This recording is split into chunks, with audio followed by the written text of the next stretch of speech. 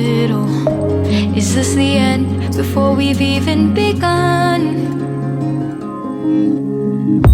Should I work against the flow? A drop in the ocean so endless, reaching for our moments. Earl Grosvenor, first Marquess of Westminster, the bridge is a replica of Thomas Telford's famous iron bridge over the River Severn in Shropshire. The bridge has a span of 150 feet and a roadway width of 16 feet. It was built to link the estate village of Aldford on the left-hand bank with the rest of the estate, and following its completion was described by one writer of the day as possibly the most elegant iron bridge in existence. The house you'll see next to the bridge on the right-hand side is Aldford Lodge. It was built in the late 1800s, again for the first Duke, to a design by a famous Chester Victorian architect by the name of John Douglas. He was responsible for some 400 buildings in and around the city, many of them commissioned by the first Duke. Notice the lovely barley sugar twist chimneys and the blue diamond brickwork on the front of the building. These were Douglas's trademarks. To the left of the house, the long shed that you can see was... Today, the building is split into a number of private luxury apartments.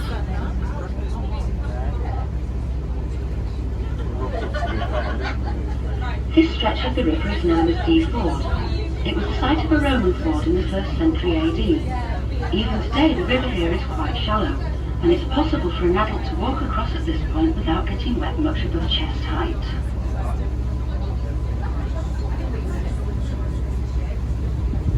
Coming into view now on the right-hand side is a lovely tall cream building with a red roof. This is Dee Ford House. For many years the building stood empty and derelict until it was bought by a property developer and converted into luxury apartments. Although the building itself dates from the 19th century, the stone mullioned windows are 17th century, and to this day their origins remain a mystery.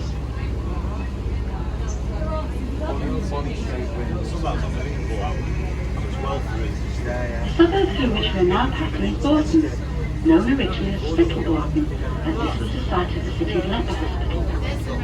Many of the buildings date from the 19th century and were built by wealthy Victorians. Today, sadly, a large number of them have been converted into yet more apartments or adapted for business use. During the 1st century AD, the Romans discovered natural water springs in this area and pumped their supplies into the city via lead pipes and an aqueduct. Now, modern city still gets some of its supplies from this same source.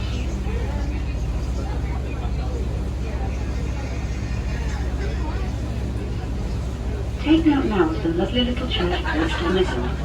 This is the Church of St. Paul. Built in 1830, it was extensively refurbished in 1876 by the architect John Douglas, who regularly attended worship here. Between the church and the buildings below is a barely visible lane, which goes by the strange name of Barwell Hill. For an explanation of this name, we need to cast our minds back to medieval times and the practice of witchcraft. Ladies under suspicion were brought to the head of the lane and tied into a barrel, which was then bowled down the hill into the river. If the lady drowned, she was deemed to be innocent and on her way to heaven. However, should she survive, she was declared guilty of witchcraft, hauled from the barrel and dragged away in chains to await her execution.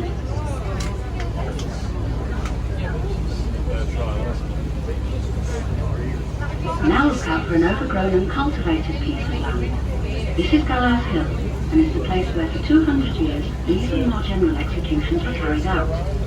The last one being on Saturday the 9th of May 1801, when three men, Samuel Thompson and John Morgan, professional criminals convicted of issuing counterfeit banknotes, and John Clare, a young man in his early 20s sentenced for petty burglary, were brought here in chains to await hanging. A huge crowd had gathered to witness the end of an era, and as the cart carrying the three men neared the fatal tree, the press of people forced it to a halt, and Clare, who had several times declared that he was not born to be hanged, leapt off the back, and though hampered by the irons on his legs, managed to break through the crowd. From the top of Gallows Hill, he hurtled down the slope and half running, half tumbling, plunged into the Dee, where inevitably he drowned. Clare's lifeless body was brought out of the river about 20 minutes later, and in the most brutal fashion, according to the Chester Chronicle, was strung up and turned off with the others. The city sheriffs knew their duty. The law had decreed that Clare should be hanged by the neck, dead or alive, hanged by the neck he was going to be. The Chronicle was outraged, not by Claire's treatment, however, but by the way Morgan and Thompson kept waiting to die. Gallows Hill is still consecrated land and will never be built again.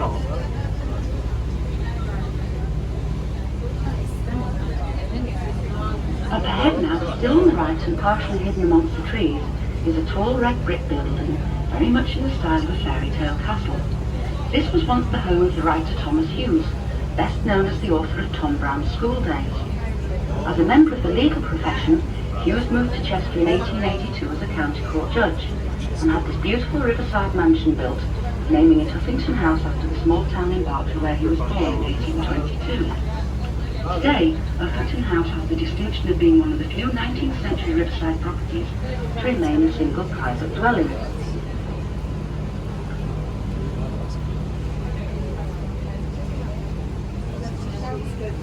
Just coming into view now are what appear to be some elegant Georgian townhouses. Known as Diva Terrace, they were actually built by the Victorians. Diva, meaning divine one or goddess, was the name given by the Romans in AD 40.